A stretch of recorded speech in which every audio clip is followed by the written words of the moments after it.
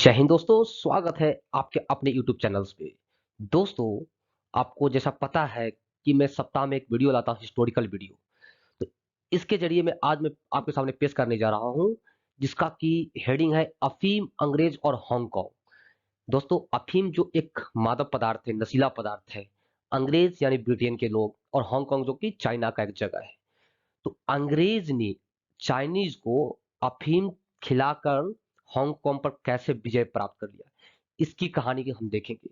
दोस्तों, ये जो लड़ाई हुआ था, जिसको हम प्रथम अफीम युद्ध, जो कि 1839 से 42 में हुआ था। दोस्तों, चलिए शुरू करने से पहले हम जान लेते हैं, ये वर्ल्ड का मैप है। ये पूरे वर्ल्ड के मैप में आपको दिखेगा, ये है उत्तरी अमेरिका, ये है दक्षिण अमेरिका, यूरोप, ये पूरा एशिया, और ये अफ्रीका। दोस्तों, पता है जो ब्रिटेन और फ्रांस है, ब्रिटेन और फ्रांस जो कि यूरोप का एक कंट्री है, और एशिया जो कि यहाँ इंडिया ये है और चाइना ये है। यहाँ से आकर इन लोगों ने चाइना को कैसे गुलाम बनाया।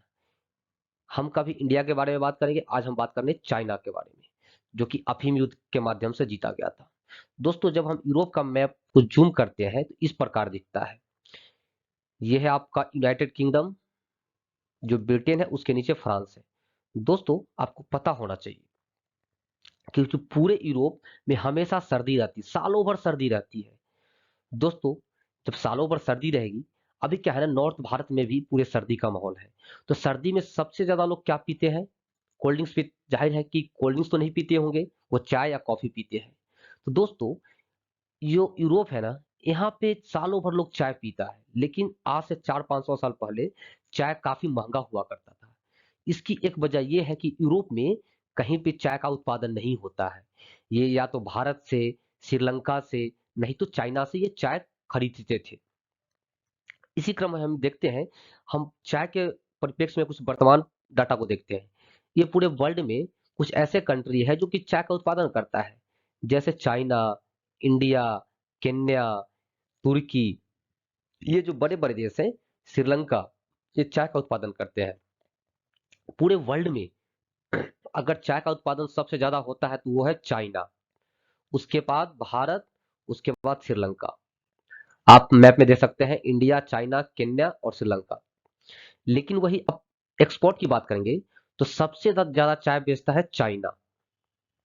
जो चाइना का प्रतिशत 44% है। उससे ज्यादा कम बेचता है केन्या, उससे ज्यादा कम बेचता है श्रीलंका, और उससे कम इंडिया। यानी इंडिया में जो चाय उत्पादन होता है दोस्तों, वो श्रीलंका से ज्यादा होता है, लेकिन इंडिया के लोग चाय ज्यादा पी जाता है। कैसे? आप प्रैक्टिकली इसको अपने लाइफ में फील कर सकते हैं। जब आपके घर पे कोई गेस्ट मेहमान आता है, तो सबसे पहले चाय ही पूछते हैं, आप चाय ही ऑफर करते हैं। अगर आप किसी के यहाँ गेस्ट बन के जाते हैं, अगर आपको चाय नहीं पिलाता है, तो आप यही बोलते हैं, वहां पे तो गए थे लेकिन चाय नहीं पिलाया। स्वाभाविक सी बात है दोस्तों, आपको ही पता है। तो इंडिया में जितना चाय उत्पादन होता है उतना लोग पी भी लेता है, इस वजह से इंडियन चाय एक्सपोर्ट कम होता है। चलिए दोस्तों, नेक्स्ट स्लाइड में हम देखते हैं, ये डाटा के माध्यम से दिया गया टॉप 10 टी एक्सपर्टीज, जो कि कौन कौन से इंपॉर्टेंट देश है जो एक्सपर्ट करते हैं। वही हम भारत के परिप्रेक्ष्य में बात करेंगे तो सबसे ज्यादा चाय होता है असम के इलाका में। ये है दोस्तों असम के इलाका। ऊपर हिमाचल प्रदेश में थोड़ा सा होता है, और वही जाइएगा केरला में, मुन्नार वगैरह, पश्चिमी घाट पर्वत है, यहाँ पे चाय का उत्पादन होता है दोस्तों।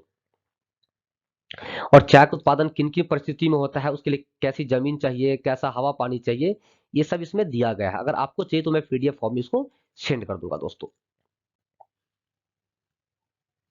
चलिए दोस्तों, अब हम कहानी पे फिर से लौटते हैं।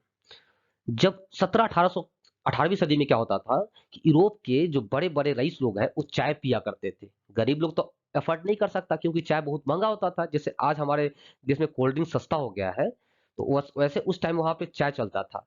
तो चाय बड़े बड़े लोग ही पीते थे। आप देख सकते हैं कि बड़े बड़े राजा रानी महारानी, ये सब बड़े बड़े पार्टी लोग में चाय को काफी लाइक किया जाता था दोस्तों। तो दोस्तों, जो चाइना, ये यूरोप है, अमीर ब्रिटेन है, वो चाय खरीदता था तो कहाँ से खरीदता था? तो सबसे ज्यादा चीन से खरीदता था। लेकिन उसके बदले में उसको क्या देना पड़ता था? यूरोप का यानी ब्रिटेन का जो चांदी है, चांदी का सिक्का, इसके बदले में उसको चाय मिलता था। अब जाहिर सी बात है, चांदी बेच के अब चाय पीजिएगा तो आपका खजाना तो खाली होगा ही। खजाना खाली होगा तो देश चिंता में आ जाएगा।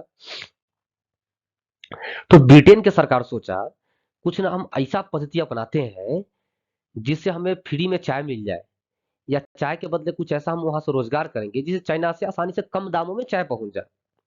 ये लोग काफी चिंता करने लगे इस बात के ऊपर। उस समय क्या होता है दोस्तों, चाइना में एक सर किंग राजवंश था। यहाँ का राजा था, चाइना का राजा ये था, किंग राजवंश था। ये क्या है, ब्रिटेन को बोल दिया, देखो भाई अगर यहाँ से तुम्हें चाय खरीदना है तो हमें चाहिए चांदी का सिक्का।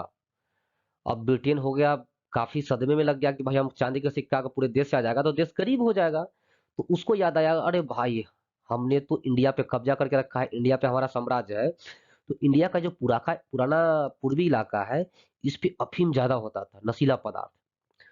तो चाइना ब्रिटेन क्या करता था, यहाँ से अफीम उगा के और चाइना में चुपके से भेजता था, स्मगलिंग करता था। क्योंकि चाइना में अफीम बैन था। बैन है तो जाहिर सा है कि उसका दुगना चरगुना कीमत मिलेगा। जैसे अब वर्तमान में देख सकते हैं कि बिहार में बैन है चाय, सॉरी दारू, तो वहां दारू चार गुना पांच गुना दाम में बिकता है। तो ब्रिटेन ने दिमाग लगाया, यहाँ से लेकर गया अफीम और चोरी छुप के यहाँ से बेचता था अफीम, और जो अफीम से पैसा कमाता था उसी पैसा से चाय खरीद के ब्रिटेन लेकर चला जाता था। अब क्या हुआ, यहाँ का जो शासक था चाइना का, इसको मैं थोड़ा मिटा देता हूँ दोस्तों। चाइना का शासक था, वो अफीम पे बैन लगा दिया। बोला कि भाई यहाँ पे अफीम नहीं चलेगा, अफीम से नशाखोरी होता है, लोग बड़े बड़े धन बेच देते हैं, मारते हैं पीटते हैं, कत्लेआम करते हैं। इसी क्रम में क्या था दोस्तों, चाइना का यहाँ पर एक फैक्ट्री था। उसमें क्या है, यहाँ से अफीम ले जाके यहाँ पे रखा जाता था और यहाँ से सारे देश में अफीम को पहुंचाया जाता था। जब इसके राजा को पता चला तो यहाँ पे ये धावा बोल दिया इस फैक्ट्री पे। फैक्ट्री उस टाइम गोदाम को बोला जाता दोस्तों, वहां पे कुछ उत्पादन नहीं होता था, गोदाम था जो कि कोई भी सामान को सुरक्षित रखा जाता था। जैसे ही यहाँ पे फैक्ट्री पे धावा बोला, 4000 पेटी उसको अफीम मिला और चार उसको जला दिया और जब्त कर लिया यहाँ के राजा। तो यहाँ का जो व्यापारी था, ये दौड़ता हुआ चला गया ब्रिटेन और वहां के सरकार को बोला, सर हमारा धंधा चौपट हो गया, यहाँ पे अब चाय नहीं आएगा। तब वहां के जो ब्रिटेन के महारानी थी उन्होंने ब्रिटेन की नौसेना को, जो कि यहाँ इंडिया में पहले से था, उसको रवाना किया 19 जहाज को और चाइना पे धावा बोल दिया। दोस्तों बहुत दुख की बात है, जैसे ही चाइना पे धावा बोला, चाइना का इसमें 3 साल लड़ाई चलता है। चाइना के छोटे छोटे प्रदेश सैनिक हारते गए क्योंकि पहले से वो अफीम लेते थे, चर्सी हो गए थे, नशे में रहते थे। 3 साल में ब्रिटेन ने चाइना को हरा दिया और जैसे ही चाइना को हराया 1942 में संधि करना पड़ा चाइना को। आप देख सकते हैं, चाइना का ये राजा है किंग राजवंश का और ये चाइना ब्रिटेन का अधिकारी, इन्हों को संधि किया। संधि क्या क्या कि भाई जितना युद्ध में हम हारे हैं वो पैसा लेंगे। तो ठीक है, हमें 5 बंदरगाह ऐसा चाहिए चाइना का जहां से हम व्यापार कर सकते हैं।